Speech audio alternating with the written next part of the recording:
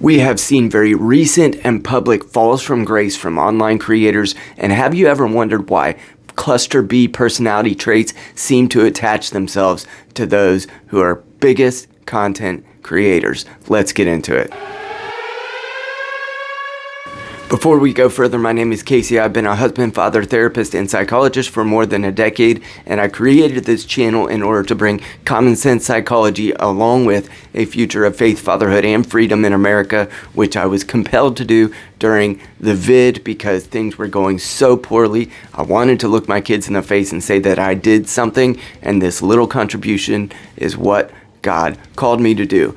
Please like, share, and subscribe on the way in if you can get behind that. Let's get into some of the reasons why those personalities that you're following most have a high likelihood of developing cluster B personality traits, and what do we do with that information moving forward. Okay, so the first and most important criterion for a person nominating themselves for this kind of work is they need to be a person of prayer. Firstly, I'm referencing the fall of Elijah Schaffer and Sarah Stock as being just a sort of a platform by which we would analyze some of the ways that people in content creation seem to have volatility, personality volatility, and it's partly because that is precisely what's rewarded in online platforms. And I want to look towards this gentleman, Brian, who's a Catholic brother, that has some instructions about how we can avoid online personalities that might develop some of these traits. But firstly, and above all else, content creation rewards volatility, intensity, certainty, conflict, and there's very rarely anyone who has a calm demeanor or a calm delivery that gets platformed or gets, online cred and online pub. And so being the most based, owning the libs or owning the chuds is what's most commonly rewarded, and that is what attracts the most attention.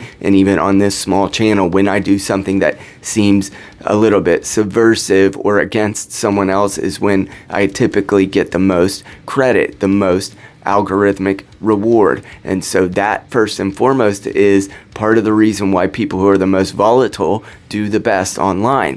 Think about people like Candace Owens, or people that even in his early days, Charlie Kirk, owning people on college campuses was rewarded because it's dramatic. And so when you have a flair for the dramatic, you get most rewarded by the algorithm, and that's part of the reason why your favorite content creators are volatile people. This kind of work, and it seems like nobody really seems to think that it's a big deal, but it absolutely is, which is, are they vulgar, especially in their speech? Like being based, whatever that means, that isn't a virtue, especially if it isn't attached to charity and goodwill and all the other virtues.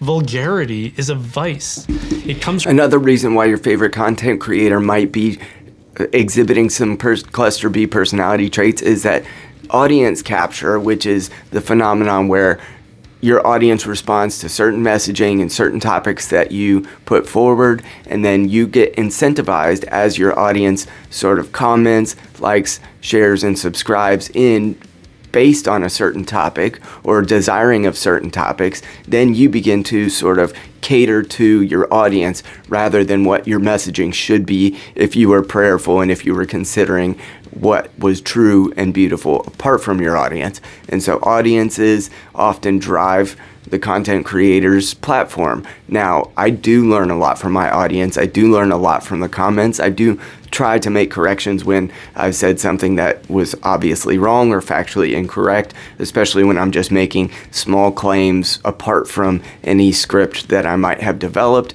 When I get those things wrong or when I see comments that seem thoughtful and helpful, I try to be wise about how I respond to those things and wise about my future content creation in relationship to the audience. But what I don't typically take is the ones that are volatile or maybe fueling a fire or maybe even just being, overtly aggressive against me. Those do not often cater my future message. They do not often influence my future messaging. And so your favorite content creator, the second reason why they might be exhibiting some personality volatility is because their audience told them to.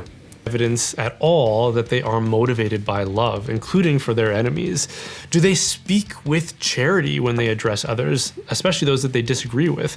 Do they seem to have like a genuine concern for others who may be addressed by their content, their audience? Are they promoting charity among their viewers?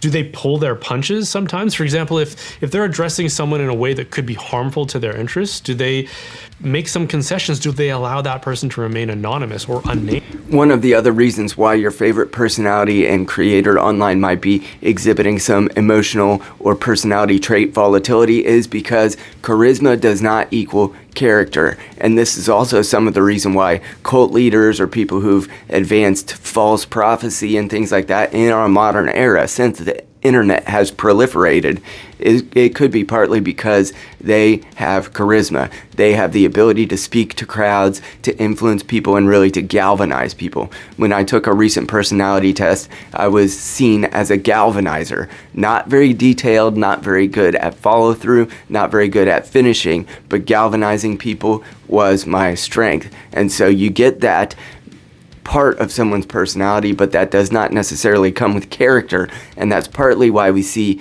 a great many people who claim to be believers in Jesus, or people who claim to have a culturally Christian framework, that use that as sort of a platform to say, well, you can't prove my character, but my charisma is here online, and this Christian set of values is demonstrative of my character, when in fact they might just be using that as a shield, or even sometimes a club, to try to get through the back door, especially towards conservative audiences who are most compelled by a faith-oriented set of values. Fraction as like one of their main sources of content. Is that what they're known for? Fraternal correction, let's all admit, that's a work of mercy, but broadcasting the moral failures of others for public consumption without any attempt to reform your brother or sister privately is a very serious sin. Fraternal correction should only ever be motivated by a desire to secure the good for the person that's being corrected. If your correction doesn't do that, then ask yourself, why the need to denounce them? The last reason I want to share about why your favorite creators online might be exhibiting some personality volatility is that their character and their desire to try to be humble and wise is not outpacing their growth as a creator. So their influence grows sometimes exorbitantly, sometimes quickly, based on a certain viral thing that they might say or a stance that they might take, and that sort of has the wrong incentive structure set up to it. So they're incentivized to continue to be, grow their influence rather than their character. And while I'm a father of 4 and I deeply consider my role as a husband, father, and man of God way ahead, and even my role as a therapist way ahead of my role as a content creator, a great many people don't have those other stabilizing silos in their life to try to create balance. So if they're not a member of a local church, if they don't have a family that they're responsible to, if they don't have a career apart from their content creation that they are attempting to perform highly in, and if they don't have a relationship with God Himself, there is very little stabilizing force outside of the influence itself that is giving the incentives for them to continue. And so my dude Brian will continue to provide in these clips some of the ways that we can look out for and hedge our bets against following these types of people. It is inherent that influence incentivizes itself. And if you don't have those stabilizing other silos in your life, you might outpace your character with bad behavior, with influence creation, and with content creation being the foremost goals and pursuits that you have. And that leads to personality volatility. For example, do they seem to draw attention to themselves at the expense of drawing attention to principles, ideas, or even to God? Do they convert current events and topics or discussions into occasions for autobiography? Do they In conclusion, I'm not saying that all these people have a diagnosable cluster B personality trait issue if they're a content creator, and I'm certainly not here to tell you who to follow or who you should listen to, but I do think it's wise to look out for their desire to create influence over character. And if you cannot look to their personal life, for instance, their role in their family, and I think Elijah Schaffer is a good example of this. He had a wife and children who were leaving him. And that's a good indication that perhaps your favorite content creator does not have any motives or incentives apart from creating influence that's driving them to be better. And if your content reflects that, if you grow by not just being a better content creator, but also trying to influence people to create meaning, purpose, and value, and even a relationship with God in their life, if your content does not reflect that, then perhaps we are following and listening to the wrong people.